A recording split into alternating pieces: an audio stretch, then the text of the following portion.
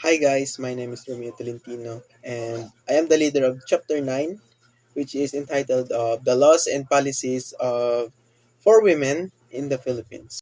Reporters: Romeo Tolentino, Princess Gia Nadwa, Lovelyn Maglikian, Rose Ann May Yap.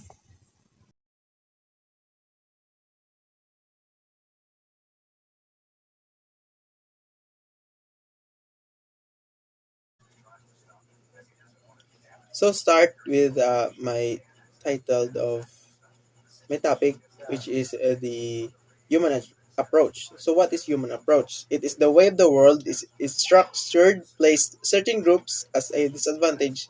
These groups are the particular rights that are specific to their needs, which include sexual and reproductive health, care, protection against gender-based violence, and the right of non-discrimination in education and the workplace. The respect for and promotion of the rights are necessary because they help to expand women's access to resources and their roles in communities. For instance, thus the human rights approach to women develops the essential since it can serve as a means to increasing awareness about women, their plight and particular needs.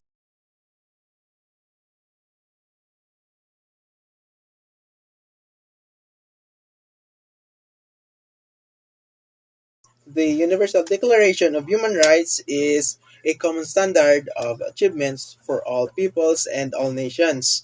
Its underlying promises is to provide all peoples the same basic human rights regardless of sex or gender. Rights is fundamental of human entitlements of a person first because it on its existence as a person has intrinsic value, and second because certain entitlements are necessary for to realize his or humanity. Without these right entitlements on individual, human growth is almost impossible. Second, international treaties for women's protection. International instruments provide a context for gender mainstreaming initiatives in the Philippines and serve as a basis for assessment of these initiatives. Because the Philippines is a signatory to these instruments, it must create programs or laws that to operationalize them. The Beijing Platform for Action, the MDGs, and the CEDAWs all advocate gender equality in the national and international sphere. These instruments were identified by the Philippine Commission on Women, PCW, the government agencies that promotes gender equality and women's empowerment. The Convention on the Elimination of All Forms of Discrimination Against Women, the CEDAW 139, also known as the International Bill of Rights of Women, is the only human rights treaty which affirms the reproductive rights of women and targets culture and tradition as influential forces, shaping gender roles and family relations. By discrimination as any distinction, exclusion, or restriction made on the basis of sex, which has the effect or purpose of impairing or nullifying the recognition, enjoyment, or exercise by women, irrespectively of their marital status, on a basis of equality of men and women, of human rights and fundamental freedoms in political, economic, social, cultural, civil, or any other fields. Any state or country that adopts the CEDAW must commit itself to ending discrimination against women. Specifically, a state must work first is to incorporate the principle of equality of men and women in their legal system, abolish all discrimination laws, and adopt appropriate ones prohibiting discrimination against women. Second, establish tribunals and other public institutions to ensure the effective protection of women against discrimination. And third is the ensure elimination of all acts of discrimination against women by person, organization, or enterprises. The Magna Carta of Women, MCW, established the Philippine government pledge of commitment to the CEDAW. Beijing Platform for Action. The Beijing Platform for Action (BPFA) emphasized that women share common concerns that can address by only working together in the partnership with men towards the common goals of gender equality around the world. It was a result of the Nairobi forward-looking strategies of the advancement of women held in 1985. The BPFA aims for the complete participation of women in all spheres of life through the shared responsibilities of women and men at home, in the workplace, and in the public sectors. It seeks a people-centered sustainable development.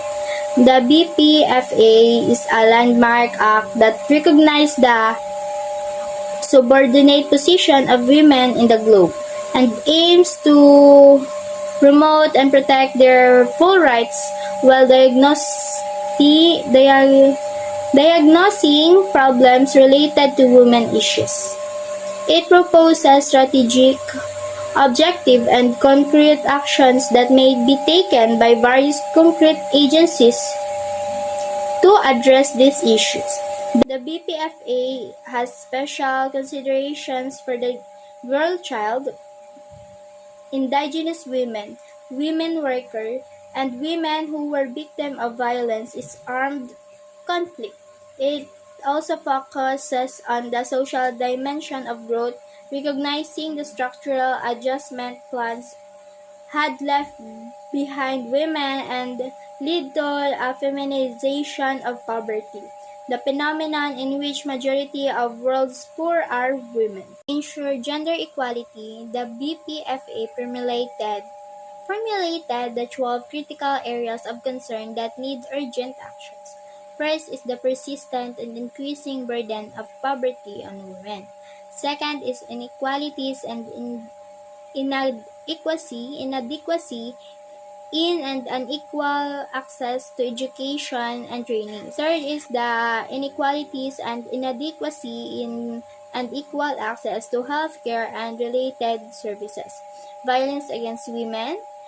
Fifth is the effect of armed or other kinds of conflict on women, including those living under foreign occupations. Inequality in economic structures and policies, in all forms of productive activities, and in access to resources. Inequality between men and women in sharing of power and decision-making at all levels. 8 is the efficient mechanism at all levels to promote the advancement of women. 9th is the lack of respect for and inadequate promotion and protection of human rights of women. 6 is stereotyping of women and inequality in women's access to and participation in all communication systems, especially in media. 11th is the gender inequalities, the management of natural resources, and in safeguarding of environment. And the 12th is the persistent discrimination against women and violation of the rights of the girl child. Gender mainstreaming as a strategy for gender inequality was established as an outcome of this 4 United Nations World Conference on Women. It was then seen as the most important mechanism to fulfill the commitment made by the Beijing Platform for Actions (BPFA) in 1995. Gender issues and gender mainstreaming are the adapt mechanism of the Philippine government to address gender's needs. Millennium Development Goals. Millennium Development Goals are a collection of 8 goals that focus on major issues of the underprivileged people around the globe. They were drafted by the UN in 2000 as a way to combat the most pressing issues in developing countries. The goals focus on reducing poverty, hunger, diseases, and gender inequality, as well as ensuring access of water and sanitation by 2015. The Millennium Development Goals promote international commitment to meeting women's needs and women's empowerment. 3 of the 8 Millennium Development Goals focus on education or gender. Goal number 2, to achieve universal primary education. Goal number 3, to promote gender equality and empower women. Goal number 5, to improve maternal health. Sustainable Development Goals. The new Sustainable Development Goals aim to address the root causes of poverty and inequality in the world today.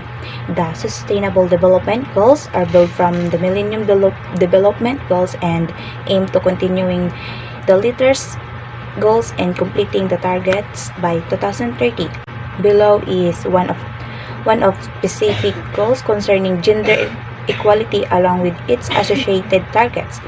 Sustainable Development Goals achieve gender equality and empower all women and girls.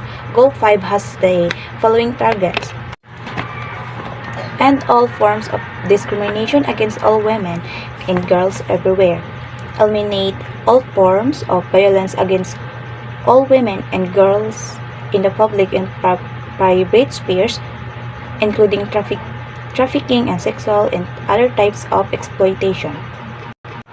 Eliminate all harmful practices such as child, early, and forced marriage, and female genital mutilation. Recognize and value unpaid care and domestic work through provision of public service, infrastructure, and social protection policies, and the promotion of shared responsibility within the household, in the family, as nationally appropriate. Ensure women's full effective participation and equal opportunities for leadership at all levels and decision making in political, economic, and public life. Ensure universal access to sexual and reproductive health and reproductive rights as agreed in accordance with the Program of Action of the International Conference on Population and Development and the Vision Platform for Action and the outcome document of the review conference. Undertake reforms to give women equal right to economic resources as well as access to ownership and control over land and other forms of property, financial service, inheritance, and natural resources in accordance with national law. Enhance the use of enabling technology, practically information and communications technologies to promote the empowerment of women. Adopt and strengthen sound policies and enforceable legislation for the promotion of gender equality and the empowerment of all women and girls at all levels. Gender-specific targets of the Sustainable Development Goals include the end of all forms of discrimination against all women and girls everywhere. Numerous forms of the discrimination against women still occur today. These include violence against women and girls, cultural practice that harm women, the lack of valuation of women's work, and limited participation of women in the political field, and the inadequate access of sexual and reproductive health of rights for women. Women's participation in the public arena is being pursued, making sure that they are self-represented in the political and economic domains. The inclusion of women in technology is also added in a development target because technology can be used in empower women and create a more equitable society. The last target in the trust for social welfare and social protection for all. A consistent theme is this. International guidelines is the call of legislation, policies, and programs that promote gender equality and the empowerment of women and girls. Perhaps the strict enforcement of these policies should be taken into account as well. The Sustainable Development Goals explain that are designed to end poverty, hunger, age or HIV, and discrimination against women and girls. The creativity, know-how, technology, and financial resources form all of society is necessary to achieve the Sustainable Development Goals in every context. And today I will tackle about the laws and policies for women in the Philippines. So Filipino women had been active participants in almost every aspect of positive social change in the Philippines. So the formalization of women's rights started during the post-martial law era when the 1987 Constitution declared the equality of women and men before the law. So in Republic Act 7192 or the Women in Development and National Building Act stems from this portion of the Constitution. The act tasked the then National Commission on the Role of Filipino Women or NCRFW, now the Philippine Commission of Women or PCW, to provide assistance in ensuring the formalization and nationwide implementation for gender-responsive government policies, programs, and projects. So, by forming 6 clusters with civil society partners and government organizations, the PCW addresses the concerns and issues highlighted in the CEDAW. So, in Exclusive Order Number 348, created the Philippine Development Plan for Women, or PDPW, for the period of 1989 to 1992. It was the first development plan to integrate women's interests. It listed in the Philippine objectives for gender mainstreaming and projects until 1992. The Philippine Plan for Gender Responsive Development or PPGD was later drafted to supplement the PDPW. This 30-year perspective plan from 1995 to 2025 covers the following domain, which are the individual, the family, as well as the socio-cultural, economic, political, and legal issues. So, the Philippine government produced 2 recent publications on gender mainstreamings. These are the successors of PDPW and PPGD, so which were created more than 2 decades ago. So, the first is the Harmonized Gender and Development Guidelines, published in 2010 by National Economic and Development Authority or NEDA, PCW, and the Official Development Assistance Gender and Development Network. The guidelines are concrete responsive to Magna Carta of Women, which also calls for the gender mainstreamings in all government programs and policies. The document outlines sector-specific implementation of GAD, Perspective in Gender Responsive Planning. The other publication is the Women's Empowerment, Development, and Gender Equality or EDGE Plan 2023 to 2016, published by the PCW. It addresses previous gaps in PDPW and PPGD. So, while calling attention to emerging issues on gender responsiveness, it aims to address women's issues through women's economic inclusion and creation of concrete mechanism for the gender-responsive provisions of the previous Philippine Development Plan or PDP. The Women Edge Plan promotes the integration of a gender lens into all aspects of planning, with an emphasis on the efficient use of the annual GAD plan and budget by the government agencies and local government units. So, the Philippines has enacted numerous laws to protect Philippine women from gender-specific forms of discriminations and violence. Meanwhile, policymakers continue to file women-specific bills as exemplified in the following press release by a women's senator. So these include the straightening the following laws, which are the Anti-Rape Act or Senate Bill number 1252. Second is the Anti-Sexual Harassment Bill or Senate number 1250. And the Gender-Based Electronic Violence or Senate Bill number 1251. So these bills were filed by Risa Conteveros, which are called the Tres Marias. Here are the full information about it. So the following proposals were made as there are many gaps in the current laws protecting women. Peer-to-peer sexual harassment is not covered by the Anti-Sexual Harassment Bill. The anti-rape law cannot address arising forms of gender-based violence. Gender-based electronic violence must be criminalized. These bills will help address the culture of violence against women, such as legitimize abuse of women who choose to make a stand.